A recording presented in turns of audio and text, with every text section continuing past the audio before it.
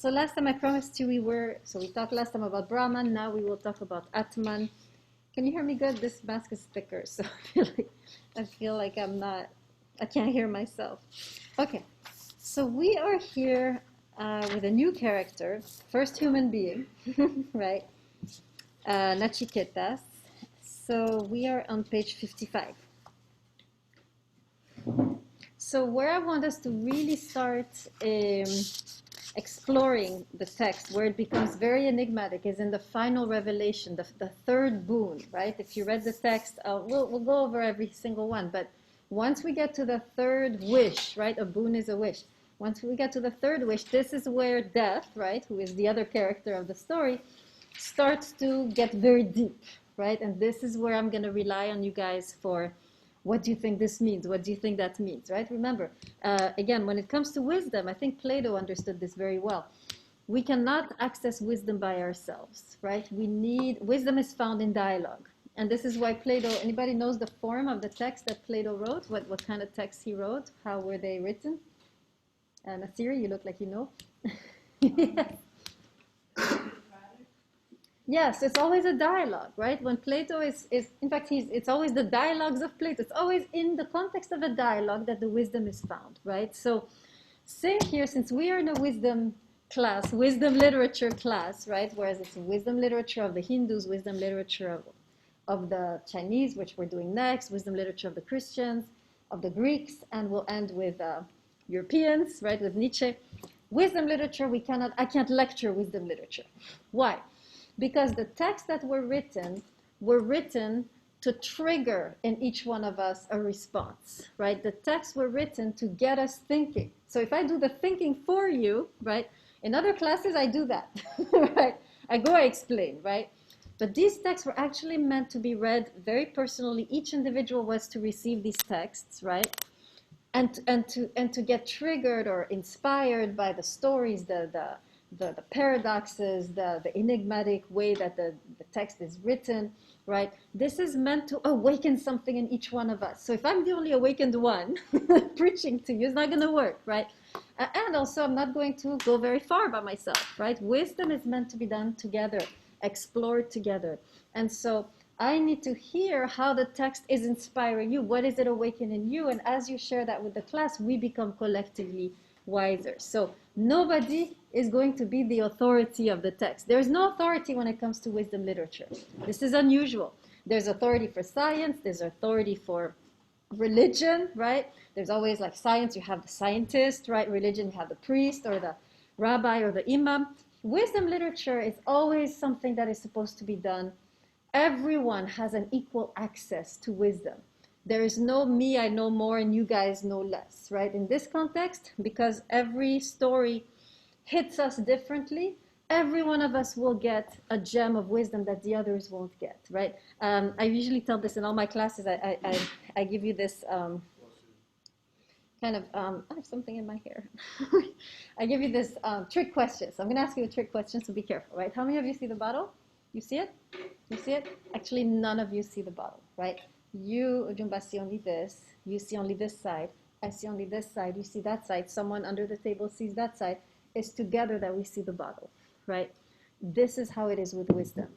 Me, even with all my learning, right? I only see this, right? You, with your background, your wisdom, your experience, you see a whole new chunk that I would never see. So do you, and so do you. And so it is only together that we can really figure out the path of wisdom, the path to life, right? A scientist can, lay it all out on the board for you, but wisdom is different. Wisdom is democratic, right? And this is a wisdom class, wisdom literature class, right? So I am going to rely heavily,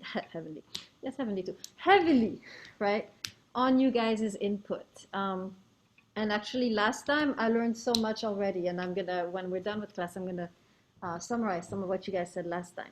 So Zoom people, in order to facilitate this, please turn on your damn cameras so I can see you, and so you can be part of the discussion also, right?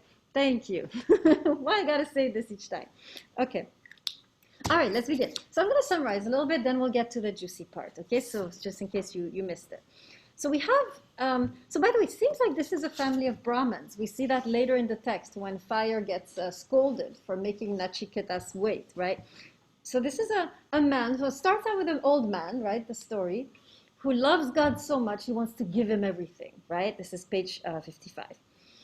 And then the son of this old man notices that the offering is not that great, right? There's a few old cows, right? And he's thinking, this is not good enough for the gods. Let me offer myself, right? Very, very beautiful, right? Surrender, right? That he wants to offer to the gods. And the father gets annoyed. You see that 3 times the son is pestering the father, and the father is like, stop it, I'm not going to do that, right? And then finally, the father gets pissed and says, I will give you death, right? And so indeed, Nachiketas goes to the abode of death, right? Now, maybe I can ask you already this. Why do you think that death is the place where Nachiketas is going to find wisdom? Why does he go to death and not maybe, I don't know, birth would have been interesting, you know?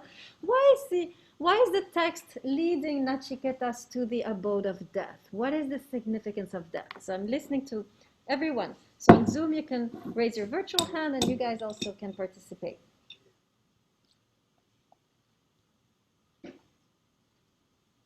Well, the reason I thought of death was 2 different reasons. One basically on the idea of like happiness, and the other one on from the idea you give of wisdom. When you reach death, you basically live your entire life, so it's going to be figured out why you ever been. But I also thought that they chose death in like regards to happiness because death is supposed to be seen in so many different countries as this happy moment and this sad moment, which leads for many different interpretations, allowing them to have their own aspect of how you should feel towards that. Okay, I like that. Okay, I'm going to summarize for people on Zoom, and for you guys, you can take notes. Make sure you're writing down. What are you going to write on your test? I see you sitting here staring at me. How is that going to go? Write down everything that's taking place, right?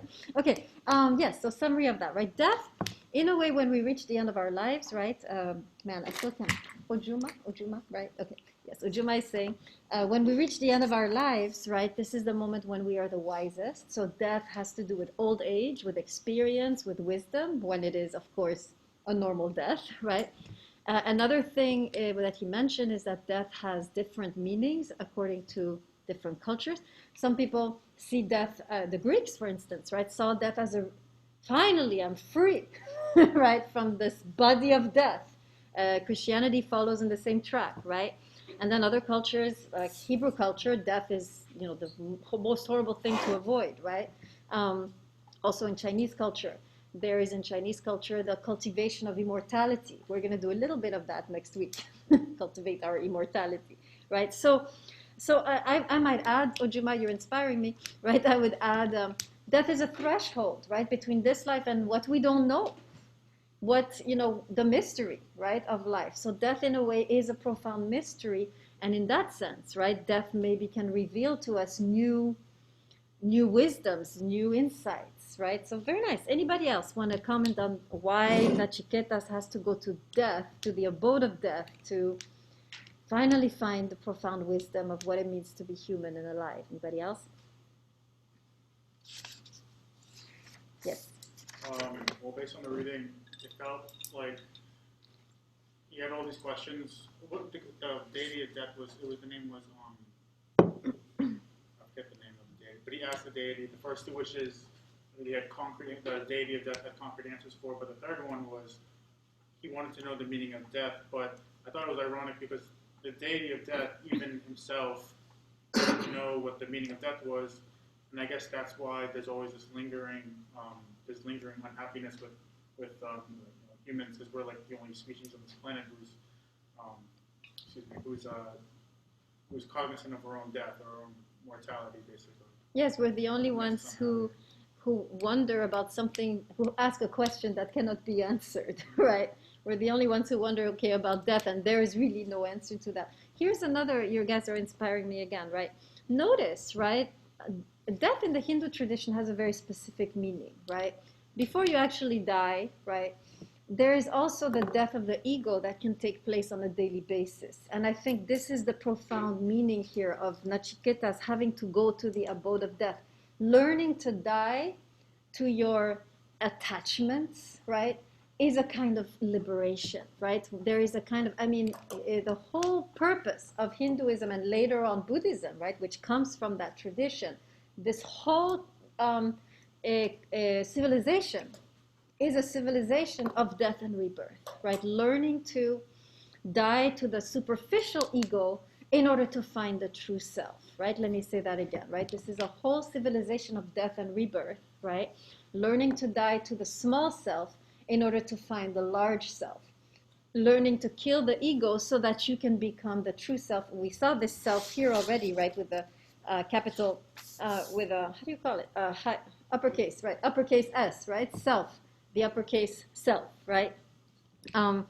So there is a lot, we don't talk about here so much, right? But there's a lot in the Hindu tradition about giving up, kind of not becoming so grasping anymore, right? We saw this in Ecclesiastes too, right? Same idea. Let's stop grasping so we can just, right, finally be at peace, right? When we stop being attached, when we stop wanting and desiring, and it doesn't mean desire is healthy, but obsessive desire, right? This is what we need to, in a way, purify ourselves from, and just in a way be, right? Be and embrace life as it comes, right? So there's a whole philosophy of death, right, in these traditions, but death as a prelude to rebirth, not to be afraid of losing a part of yourself so that you can find your true self. And meditation is a small death, right? When you put aside your concerns and you rest in silence, you have in a way put aside your whole ego preoccupations, right, in order to connect to a deeper self, right? The ego is the part of you which is always thinking, I need to achieve, I need to get, I need to have, right? This is your small self. The moment you quiet it down, which is what yoga and meditation is supposed to do, which is a kind of, you kind of kill it, right? This is when the true self can emerge, right? The Atman, the self with the uppercase S, which is this part of you which is filled with light and with love and with power, right? We saw this. There's an element of power, right? So because we are so caught up in the small self, in the ego, we never access this deeper part of ourselves, right? And so the moment we start to simply, we can do two things: meditate, still our minds, which is a way to still the ego. It's not killing the ego, it's appeasing the ego, putting it to sleep or a nap, right? Or we can adopt the Ecclesiastes approach of relinquishing control and simply receiving. It's the same tradition, right? Ecclesiastes, remember, I told you, was influenced by Egyptian thought. He's an Eastern thinker, right? Even though he's in the Hebrew Bible, his mindset is very Eastern. Anyone who is saying don't grasp but receive is an Eastern, right? He's in the East already, right? Because the West is all about, control, grasping, mastering, right? So this is really the philosophy we're learning here, except for Solomon, it was more existential, right? Stop grasping at life and just receive. Here, it's a hygiene of the mind. It's a purification of the mind. You purify your mind of all of the ego's small preoccupations. You just put it to rest. You don't kill it. You don't repress it, right? You don't despise it. You just put it to rest so that you can access this deeper self. And the more you do this, the more you will live from your deeper self rather than from your small self, right? Most of us, we live from our small self. We're anxious, we're angry, we're resentful, we're stressed, right? We're frustrated because we're living from this small ego self. The moment you start to connect more and more to your deeper self, you will be living completely different from a place of love, from a place of peace, from a place of light. And your movements through the world will be completely different. You won't be going around all stressed and anxious and frustrated and resentful, right? So that's the idea here, right? Very kind of much more focused on the mind, which is where the ego has its kingdom, right? Okay, so death, right? This is really the idea of this kind of putting aside the small ego so that the larger self can arise. Everybody got this? This is very important. Make sure you write it down. Okay. This is the meaning of death. Okay, that would be a great test question. The meaning of death in the Upanishads. Okay, so finally, I was going to say the devil. So finally, death, right? Death appears after 3 days and nights. And because, of course, death is guilty of making the son of a priest wait, right? This is not appropriate. He is now going to offer 3 wishes to this boy, right? So it's interesting. There is actually, if you look at the 3 wishes, these are 3 ways, 3 paths to happiness, right? So let's look at each one. By the way, each one, only the 3rd path will be considered the true path. But these are 3 paths that we as human beings want to explore in order to find happiness. So what's the first path? What's the first desire, and what does he get? And how is this one of the ways that we think we can achieve happiness?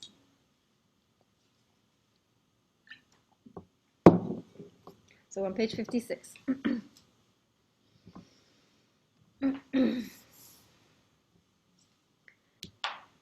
What's the first thing that Nachiketas asks death, that he desires? To be accepted by his father. Okay, right. He wants reconciliation with his father. He wants to be happy in his relationship. First desire. What's the first path here that we can see through this first desire? What is this first direction? And by the way, you can participate. I didn't read the story. So Okay, if you get an idea, Okay, please okay. feel free to open your mouth. Oh, Bokhari, go ahead. I was going to say that the first thing that the god of death did was he wanted Nashiket to remember his father, and then he sets him free.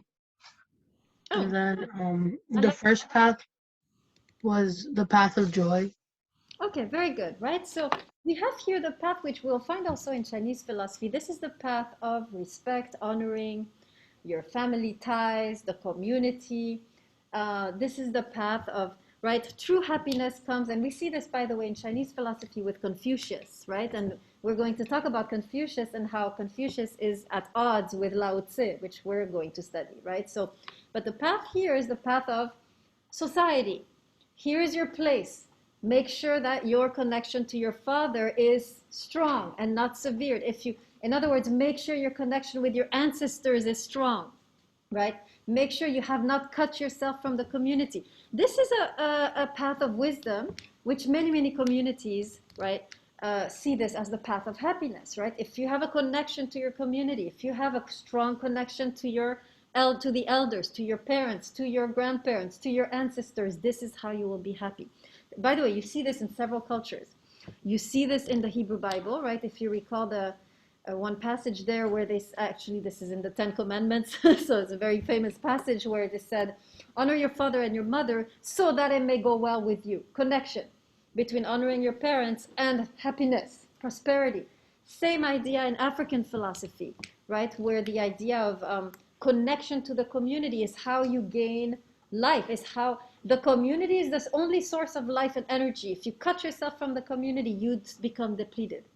You become less energetic, less spirited. And so it's very important to remain attached to the community in order to remain attached to the source of life, of energy, of spirit, right? So same idea. So this is really very common in the ancient world, this idea that the connection to the community, especially the connection to the ancestors, needs to be respected, honored, cared for, nurtured, and this is a possible path to happiness. And of course, in Chinese philosophy with Confucius, right, same idea. Society prospers when there are proper relationships, right? Very good.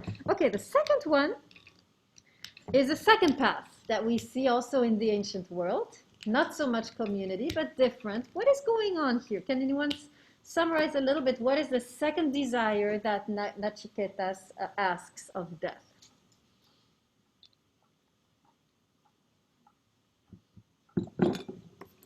So still on page 56.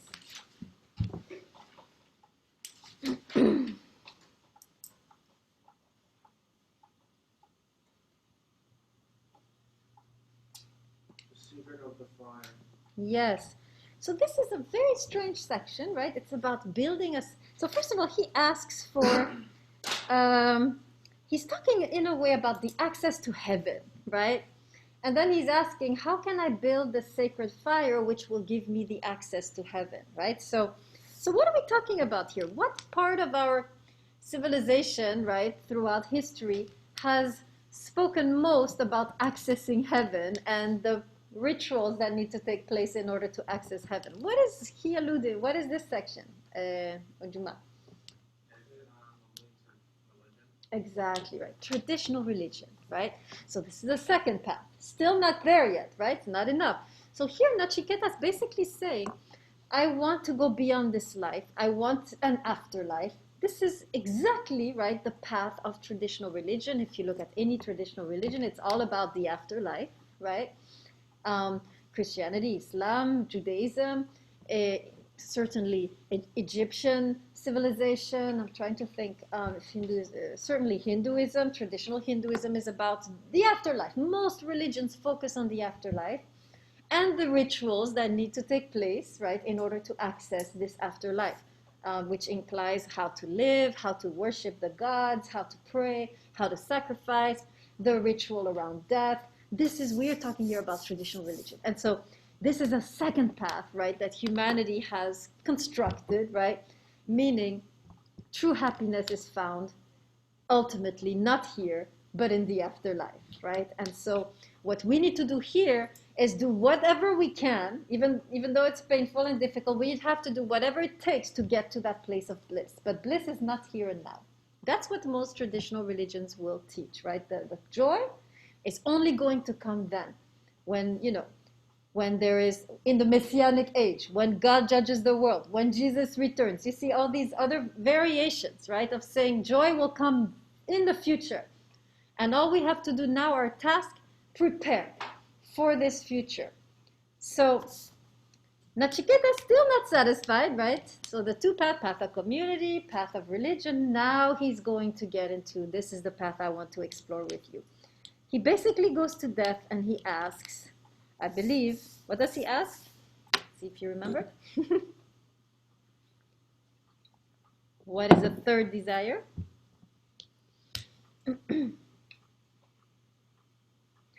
And this is page, page 56, last line. What is he saying? He wants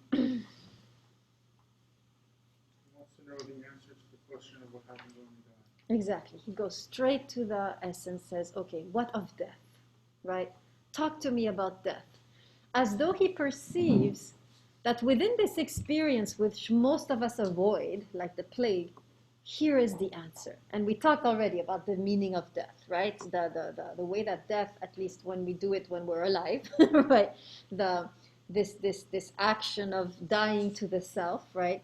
So he senses that in the experience of death, whether it's actual death or the small deaths that we go through, he is now perceiving correctly that there is something there that is very powerful, that hasn't been tapped into, and that most humans are fleeing like the plague. Okay, so now let's see. So notice what death does, right? He is not willing to give this secret right away. So what does he first do in order to, he kind of, what's the word, to deflect? Is that a word, deflect? No. Deflect. What? Redirect. Yeah, what's the, Well, divert? Okay, there's another word with flect at the end, no? Nobody? Deflect? I said it wrong. Okay, deflect. Deflect with E, D-E-F-L-E-C. Oh, thank you. He's trying to deflect, right, the conversation. Where does he go? Where does he take Nachiketas to avoid talking about this ultimate? Where does he go? Nasir. Exactly. He's like, but are you sure you want to do? I don't know this. He first begins. I don't know this. This is, by the way, this is typical of the ancient gurus, right? You come to a guru, to a master, you want to learn. He will do everything to discourage you, right? Some gurus actually would beat up whoever would come, right? Would come to see them just to make sure they come back, right? So this is very typical, this way of refusing and saying, I don't know, right? And then kind of trying to deflect the conversation. And so he deflects and he says, don't you want, you're young, you're good looking, why don't you ask for some horses and gold and cattle and elephants and sons and grandsons, right? I will grant you all this. Why are you looking over here? Here, this is all I can give you, right? So Nachiketas is not impressed, continues, says, no, I want to learn about death, right? And now we get into the good part. This is really the path that the Upanishads are proposing for us in order to find genuine joy, right? There is some joy in community. There is some joy in religion. but it is not the ultimate joy, right? The ultimate bliss that we can have in our lives is not dependent on externals. We're going to talk about that. Okay, so let's go further. Let's go to 58. This is when he gets really into the details, and this we are going to excavate together, so I'm going to rely on you very heavily to interpret some of these passages. And Oliver, I will quote the passage so you can already think. Okay. I found a PDF here where I'm Oh, very good. flipping. We are in the Katha Upanishad, K-A-T-H-A. This is the second Upanishad, I believe. No, it's the third. It's the third Upanishad. Okay, bottom of page 58. I'm going to read a line and we're going to explore it together. Ready, everybody? Ready, Zoom people? Okay. All right.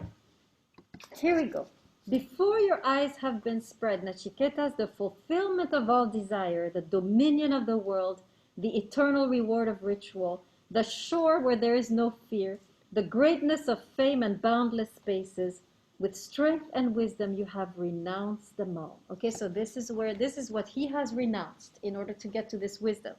He has renounced fulfillment of desire by externals, right?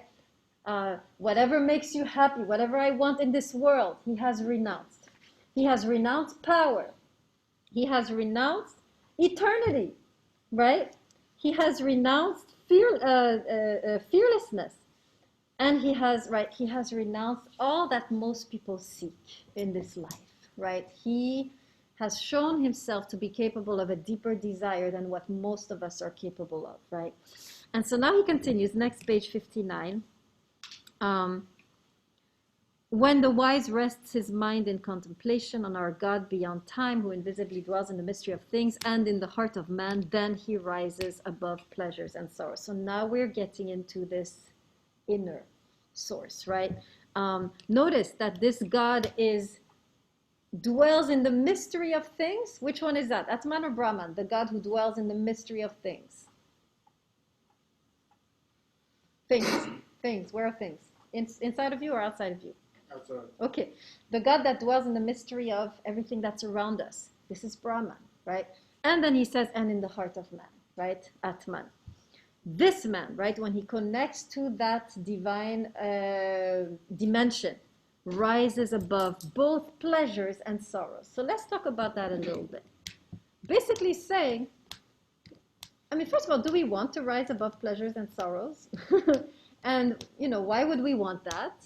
And what does it mean what is going on here that whoever rests in contemplation rises above pleasures and sorrows? Do we want to really rise above pleasure? That's not nice. Do we want to avoid all sorrows? So what is he saying? Is he saying we're going to become numb, right? And walk around, oblivious to, not even a human being anymore, kind of, I don't know, angel who doesn't feel anything. Is this what is going on here, to rise above pleasure and sorrow? Let's analyze this a little bit.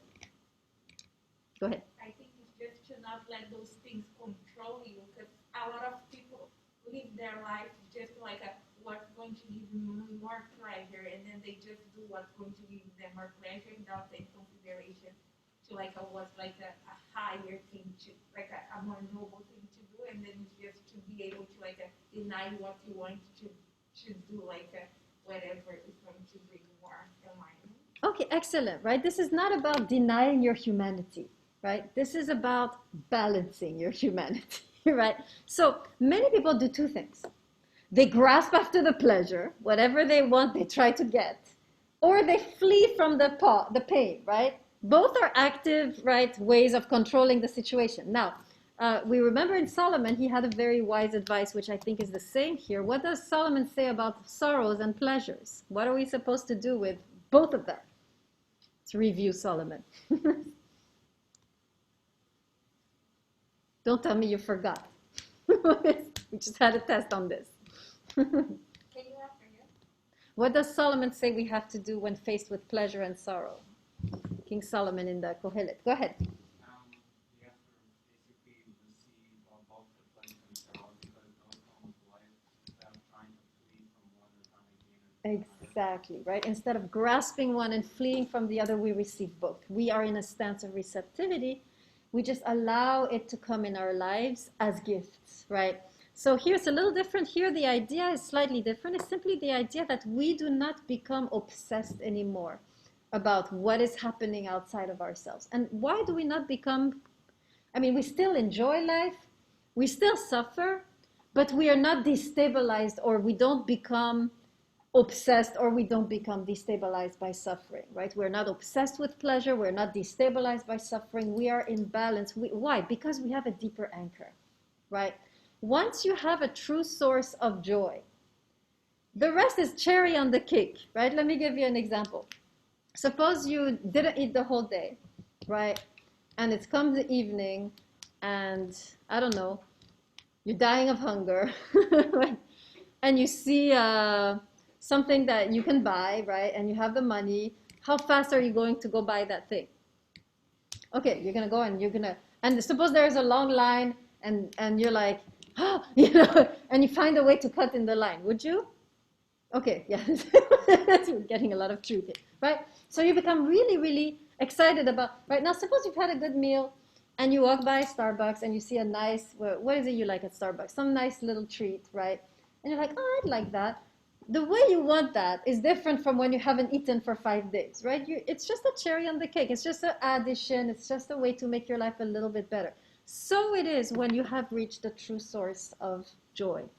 Everything in life is just a bonus. It's not like, I have to have it. It's a grace, it's a bonus, it's an extra. And you can enjoy it fully knowing that you don't depend on it for your happiness. Let me say that again so you can write it down.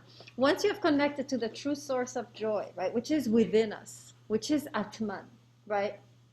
Once some pleasure comes your way, you're going to just enjoy it without having to have it, because you know that ultimately, even if it comes or goes, I am still stable. I'm still going to be at peace and be in joy. So now you can receive life without ruining everything by grasping it, right? Because you know, oh, this is so beautiful. I'm so happy this person entered my life, or I'm so happy this experience is happening, or I get to travel, or I get to do this, or I make some money, right? I am so happy, but I am not dependent on it for my happiness. You see the difference? This is how we ought to live, according to the Upanishads. To have such a secure source of joy that whatever comes our way, we do not depend anymore on it to be happy. We can just enjoy it and release it when it leaves, and we're not going to die from it. Does that make sense? Am I making sense, Pac? Am I making sense? I still on the last one. Yes, I know. Shall I repeat? You just check the recording. Or maybe she will summarize. Go ahead, Olivera. I have a question. Like, it's just, it's different, as you said, when you're very thirsty, and then, like, you know, you're very hungry, it's different how you're going to approach. So if I am living on a house where it's an example, I'm very happy on my house, where you're having trouble and then you just want to move there, or you have, like, a very burning desire, it's very hard to keep that coolness.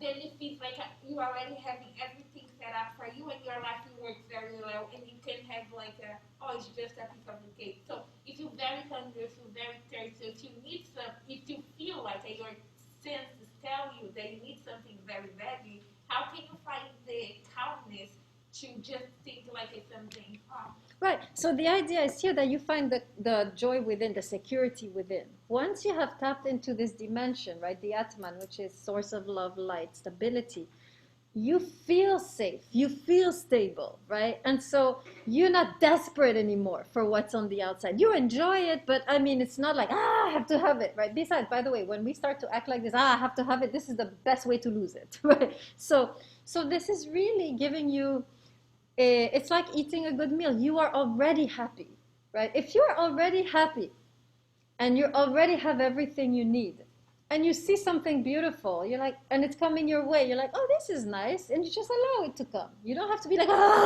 right? You see what I mean? Does that make sense? Yeah. So now this, yeah, Juma, go ahead. I'm just confused on. I understand like how you're trying to let let them like gain prosperity, and like when that happens, anything like joyful seems like an extra part. But I don't get how that like relates to death specifically. Okay, yes. So death is simply, remember that it's, at least as far as, yeah, that's a good question, because we are talking to death, about death right before, right? Death is, I think in this tradition, is the death of the small self so that the big self can arise, right? This is, I think, the secret of death that we are accessing. Once you have been able to appease or get rid of or quote unquote kill the small ego, which is all about trying to find happiness outside of yourself, this is the small self.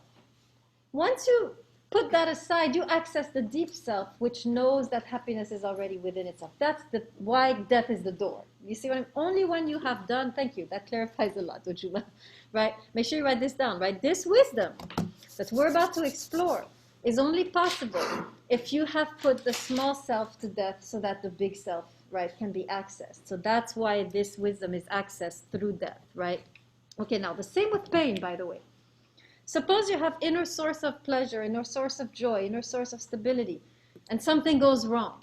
How are you going to react? Let's imagine like this. Suppose you having a good day, your dad already promised you the business, right? You know you have an inheritance.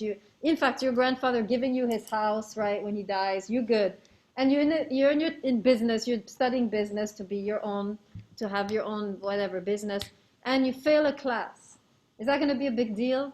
You already have your dad's business, you have your grandfather's house, you fail a class in business school. How are you going to react? Okay. It's okay, right? I mean, I got a good backup plan here, right? If this doesn't pan out. Now, suppose you don't have your dad with a business, your grandfather has no house, there's nothing secure for you, and you're in business school trying to get your stuff together. How do you feel when you fail that class? It's the end. You've ruined everything. You're not going to make it. You're going to starve and die in the street. Do you see what I'm saying? You're much more distraught, right, when you don't have the backup plan, when it doesn't go well. It's the same. If you have access to this dimension, and something wrong, a small thing goes wrong, you're good because you're, I'm stable. I'm anchored, right, in Atman. By the way, when we study Epictetus, which I'm reading right now in preparation for you, right, he says something really beautiful. He says, we are children of God. Why would anything bother us? Right? So beautiful the way, I didn't know he was that religious. I thought he was secular. So I just, I got him. I started to read him. And he's actually very profound, right? He's basically saying we are royalty in this earth. We are gods. He comes very short to saying we are gods. Why we get bothered with these trivialities, right? A very similar idea here. We are anchored in the divine. We are the divine. We contain the divine. We have access to this profound source of light, wisdom, strength, power, and love. Who cares what happens, right? It's all trivialities when you have, that's the idea here. Make sense? Everybody good? Okay, continuing. All right, so he continues, and of course he gets explicit. When a man, I'm on the second paragraph of 59. This is what we just talked about. When a man has heard and has understood and finding the essence reaches the inmost, right? This is the Atman, then he finds joy in the source of joy. So what the Upanishads is saying is that we keep on trying to find joy outside of ourselves when inside of ourselves we have the very source of all joy. But we do not tap into it because we are busy with the small self, right? That's the tragedy of our lives. Continuing, now it gets interesting. Go to the, okay, 59, 1, 2, 3, 4, 5, 6, 7, 8 paragraph. I thought this was an interesting quote. If the slayer thinks that he kills, and if the slain thinks that he dies, neither knows the ways of truth. Now here's the line I want us to comment together. The eternal in man cannot kill, and the eternal in man cannot die. So let's talk a little bit about this. Right, he's talking about the Atman, the eternal in us, right? It cannot kill. What does it mean that there's the eternal in us cannot kill? What consequences for ethics is there here? It's a different ethics. He's not saying don't kill. He's saying you can't kill. What does this mean? How is it that something that in a way we can't kill? If we truly connect to our true self, we cannot kill. No need to read scripture, learn ethical codes, or whatever. The eternal in you cannot kill. What is he saying? What are the concepts? What kind of ethics do we have here? And how is it different from traditional ethics? Yes? I think he is referring that there's some part of you, something when they can tap, they're immortal. And then it's not like it cannot be like a hurt by like a shotgun or like a something. There's something on you that will live, that will live forever. Therefore, it cannot be killed. So that's true. I get that, right? The eternal. You're talking about the eternal in man cannot die. So I get that part. You cannot kill that part of me, right? What I'm not getting is that the eternal in man cannot kill. So you're saying the eternal in man cannot be killed. I get that. Okay, let's acknowledge, right? Yes, there's part of us which is God, therefore part of us will never die. Makes sense in that context. But what does it mean that the eternal in me cannot kill? What is he saying here about our propensity to kill? Yes. I'm not sure, but I think that when you tap into your true self and find your source of happiness, you let go of like trivial emotions, and I think you have to like repress, you let go of petty grudges and stuff like that, that might like give you the motive to do acts like killing, and you probably become more empathetic and understanding of other people, so you don't really have a desire anymore to kill. Very good, right? She's saying, Masiri is saying, when you tap into the love within, right? All these petty, right, resentments, grudges, things that would make you want to kill is not relevant anymore, right? Because you are tapped into love, right? I would say we can even make it broader. The eternal in man cannot lie. The eternal in man cannot hate. The eternal in man cannot betray. The eternal in man cannot cheat on you. The eternal in man cannot steal. This is what is going on, right? Once you have tapped into this, you naturally are going to not kill. You naturally are going to be a loving person. You don't need anymore these rules or these moral codes or these scriptures, these religions telling you what to do, because you have tapped into the very source of love. You are love, and therefore now you have risen above the petty judgments and resentments and so forth. The sign that you have tapped into this place, if you want to know a sign, is how are you in terms of anger, resentment, vengeance? Where are you on that spectrum, right? Are you very angry, resentful, frustrated? You haven't tapped in. Are you able to forgive? Are you able to let go? Are you able to, forgive?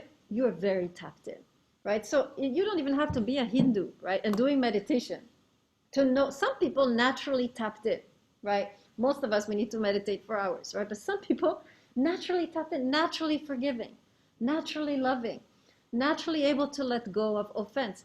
That person is deeply tapped into that source, right? Without knowing it, maybe, right? That's the sign, right? That's the sign that you're tapped in. If you're able to not kill, if you're able to not have these dark, or at least not be controlled by these dark, we all get them, not be controlled by these dark emotions of frustration, resentment, anger, betrayal, insecurity, right? This is the sign that you're tapped in, right? And some people, honestly, they are naturally tapped in. They don't need to go through all this meditation stuff, right? Very good.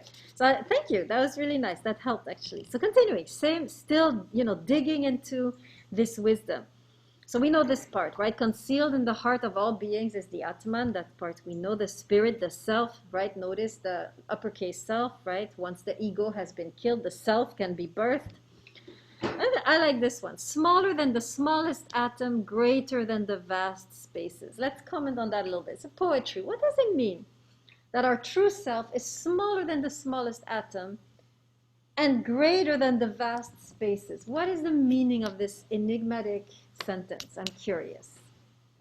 Anybody have any thoughts?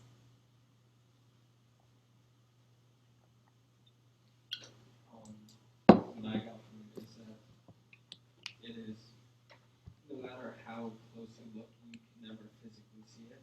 Like, it's something that you cannot physically see. Like an atom you can see if you look with a microscope. This is just within you. It's not a physical thing, but it has the potential to make you happier than you, like, expand your happiness greater than the space. Oh, I like that. Okay. I like that. Yes. Let me translate for everybody here and for you who want to write, who need to write. Right. This is right. It's invisible. You don't see it. You cannot grasp it, and yet it will explode the boundaries of your consciousness once you tap into it. Right. It's not something you can see, touch, understand, control, master, right? It's not matter, it's smaller. But at the same time, once you tap into it, there is an expansion of your consciousness. A vast space will be opened in you, right? Where you can access, right, a completely new way of thinking and being, right? Very nice. I really like that. Thank you. I hadn't seen that at all. I really like that. Anybody else want to expound on this kind of poetic? Yes, Lenira. I feel like maybe that it's different for everybody, and it's also not able to be quantified. So it's not, almost in a sense where it's incomprehensible how large or small our self can be. Okay, nice, right? It's not like we can't say, oh, this one has a big Atman, small Atman, right? We cannot see inside of each other, right? Almost So as if it's like self-determined. is what? It's like we choose how large our Atman is. Okay, yes, very nice, right? It can grow maybe the Atman, or at least our consciousness of it can grow, right? Because this idea of being inhabited by a vast space, I think, is very profound. We seem small, but in fact we are vast. Maybe this could be the meaning, right? Human beings seem small, but are inhabited by this vastness, which we miss, right? And we tend to live small. We don't live vastly, right? I'm reminded always here of Michelle Obama when she said, when they go low, we go high. This is an example of living vastly, right? They're small, I'm going to be vast, right? This is somebody, right? When she said that, she was clearly tapped into her Atman, right? I don't know if she meditates, right? But this is the attitude of someone who is clearly tapped into her Atman, right? When everything is small and I choose to be vast, right? Everything is low and I choose to be high, you're there, right? That's the behavior of someone who is in touch with their Atman, right? Very nice. I like that. Excellent. Good. Anybody else want to try? Yes, let's read the next line. The man who surrenders his human will. See, here comes the death, right? That's Ojuma, you were asking. The man who surrenders his human will. The man who surrenders his ego and all of the preoccupations of the ego for something more, right? That man beholds the glory of the Atman by the grace of the Creator. So let's talk a little bit about this surrender. This is not easy. We read about it and it's like, okay, how ready are we to surrender our will, right? What does it mean to surrender our will? And to whom are we surrendering our will here? What is going on? Can someone tell me how to do this? How do I surrender? Do I want to surrender my will? Is this a good idea, right? To whom am I surrendering? What is going on? Let's talk a little bit about this surrender, this death, right? That is the gateway to this wisdom. This is the gateway. So what does it mean to surrender the will? I don't know if I like this sentence personally, right? Surrender the will doesn't sound fun, right? I have a very strong will. I want to surrender my will. What does it mean? Yes. I think right, it's to put yourself at service to the higher person side of you, take over and guide me so I can do what's important to this higher God that they claim that is inside of you. Instead of you live accordance to your senses, to your desires, you surrender to a higher power that will control and guide you how to live life to his best understanding. I have read before that sometimes we want things, but we didn't learn how to want it. We just slave of our whatever is told to us. So this process, I think they are speaking about to give your power in your life to something that would make better decisions. Okay, I like that very much. Let me tell you why I like that so much. In many religions, you surrender your will to God, who is outside, right? And this is very hard to do. If you're a Christian or Muslim or a Jew, you have had this dilemma, right? Of God wants my life, He wants to direct my life, and I have to surrender to this external power. The beauty here, and I think it can also clarify even for Christianity, Islam, and Judaism, is that this is your true self. You are surrendering your small, pathetic will, who doesn't know anything, to your deeper, wise, full of light self's will, right? So this is a surrender to the God within, as you were saying. So it's not like you're letting an alien power guide you, right? You're letting your true self guide you. which is divine. And by the way, this is not far from Christianity, right? When Christianity, we'll talk about this, of course, when we do the Gospel of John, but when Christianity talks about the Holy Spirit being within us, right, and guiding us, we can understand this as our true spirit, our true self, right, guiding us, and not this kind of egotistic, small, narrow self, right? So it actually helps for those of us who have trouble surrendering to an external power, like we are taught in the religions. It's very helpful to frame it like this, right? I am actually surrendering to my highest self. I think Immanuel Kant said something like that too, without being a Hindu, right? He said you surrender to reason within yourself. You obey your higher self, and that's how you become moral. You don't obey some external thing. So this is very, very beautiful. I love the way you put it, Olivera. Please stay in the class, right? Right. This is the idea of you are really not surrendering to, make sure you write this down, to a foreign power. You're not surrendering to an outside God or deity, right? You are surrendering to your true highest self, and who knows more than you, right? The higher self knows better than the lower self what to say, what to do. I'll give you an example of this, very concretely speaking, right? Very often, sometimes you have some trouble with a relationship and you're angry and you're pissed. In fact, I had this a few days ago. I had a student start having an attitude with me, which never works very well. So I got a little annoyed. I was just as annoyed as the student. We were fighting on the same level, which wasn't good. So anyways, we're fighting. I go home and I start to do some meditation practice, put myself in a different, try to connect to my Atman about this, right? So my ego, little ego self was saying, yeah, I smashed that student and from now on they will obey, right? And walk the line. So I'm like so pissed at the student and I'm thinking of strategies to crush him even more, right?